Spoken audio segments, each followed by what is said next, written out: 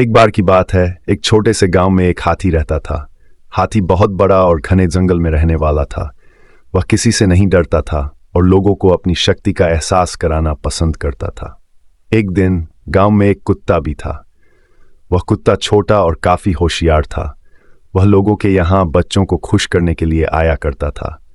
हाथी और कुत्ता एक दूसरे को पहले नहीं जानते थे, लेकिन एक दिन मिल गए।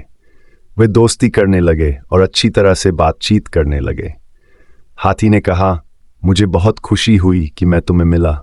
मैं शायद दुनिया का सबसे बड़ा और ताकतवर जानवर हूं।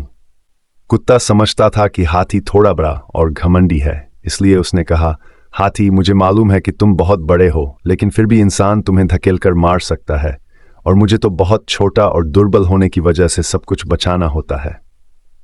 हाथी इस पर हंसते हुए कहा, तुम ठीक कह रहे हो, लेकिन फिर भी मैं कभी बचने के लिए तुम्हारी मदद ले सकता हूं।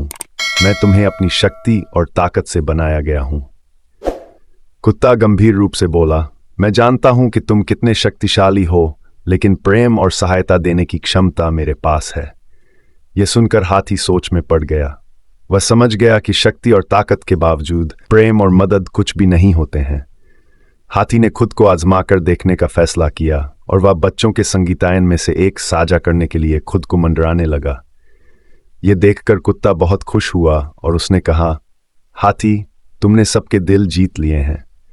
तुम्हारी हमारे गांव में बहुत जरूरत थी, जहां हमेशा खुशी और प्रेम की कमी महसूस होती थी। हाथी बहुत खुश हो गया क्योंकि उसने समझ लिया था कि हाथी और कुत्ता एक ही गुण रखते हैं, प्रेम और सहायता देने की क्षमता। यह बात हाथी के जीवन में एक महत्वपूर्ण सीख थी कि शक्ति और ताकत से भी बढ़कर प्रेम और सहायता का महत्व होता है।